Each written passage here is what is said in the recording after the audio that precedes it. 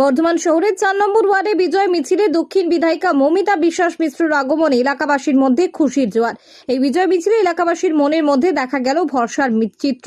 বিজেপির বিধায়িকা মমিতা বিশ্বাস মিশ্রকে দেখার জন্য বিশেষ করে 4 এবং 5 নম্বর ওয়ার্ডের মহিলারা কাতারে কাতারে বিজয় মিছিলে অংশগ্রহণ করেন এবং তার সাথে সাথে জেলা বিজেপির সভাপতি অভিজিৎ তা এবং ভাতার বিধানসভার বিধায়ক সৌমেন কারফা এবং জেলার যুব মোর্চার সভাপতি পুরব শাহ তাদের আগমনে 4 নম্বর ওয়ার্ডের খেলার মাঠের নাম নতুন রাখা হয় ডক্টর শ্যামাপ্রসাদ মুখার্জি উদ্যান। তারই ফিতে কেটে শুভ উদ্বোধন করে। আমরা দেখব সেই চিত্র।